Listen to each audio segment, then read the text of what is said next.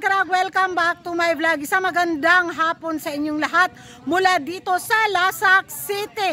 Grabe ang tahimik ng daloy ng trapiko ngayon ng chismisan sa mundo ng beauty pageant. Walang kontrobersiya, walang mga intriga, as in anyari. Kahapon nag-check talaga ako ng mga kaganapan, ng mga pachika. Bibi mga karag-karag yung mga kaganapan dahil yun nga si CG naman ay pasabog naman talaga nung pumunta ito sa India dahil nakapula.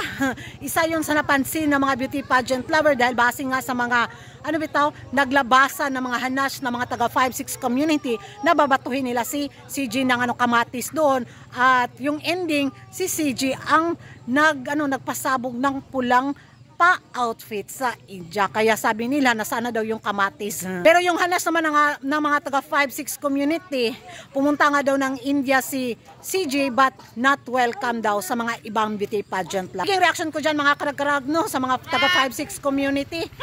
Kirig!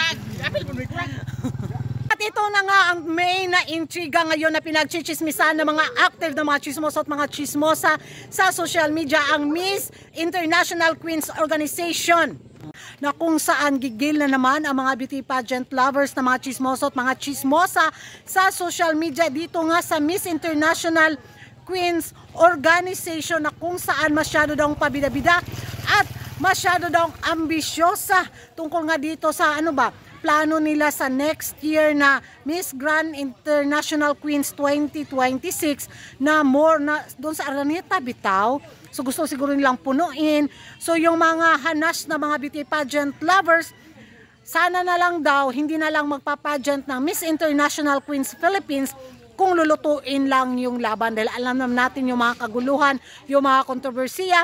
After manalo ni Andy ba at tinalo yung mga malalakas na mga frontrunner na talaga namang deserve din sanang manalo, but sad to say, mas gusto daw ng Miss International Queens Organization si Ann. Kaya yun, nabalutan talaga ng mga hanas na mga bas sa social media yung kanilang reynang kinoronahan na ipapadala sa Thailand. So sa ngayong araw na to, yung mga hanas nila, aanhin mo daw ng Miss International Queens Organization yung maraming audience, pero ang resulta mabulang daw sila, which is tama naman, di ba?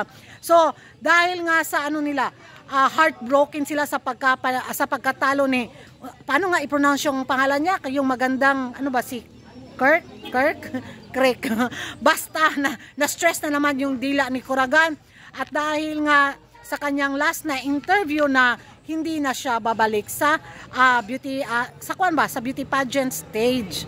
Well, I won't be coming back because after winning Queen Philippines Universe in Cebu,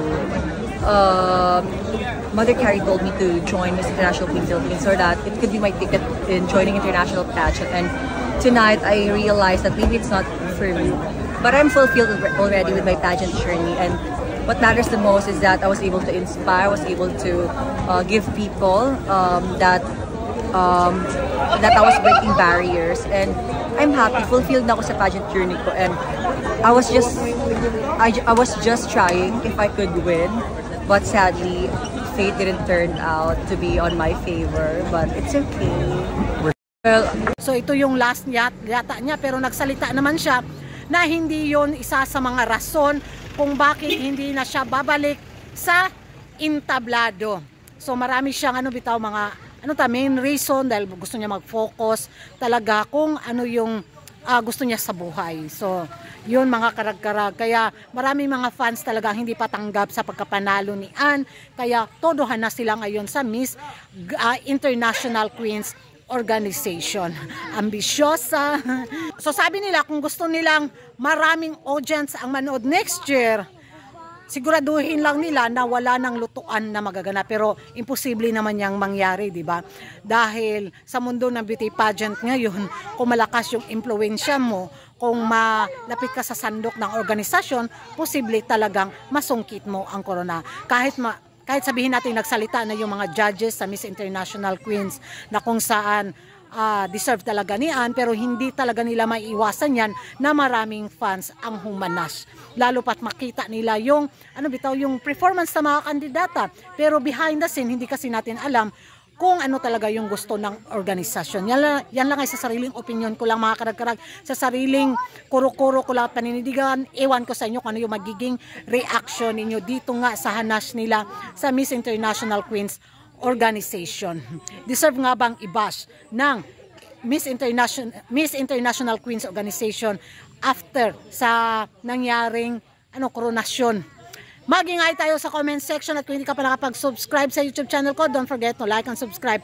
Kuragan karag and hit the notification bell para updated kayo sa mga latest kaganapan sa mundo ng beauty pageant. And thank you for watching. Bye-bye.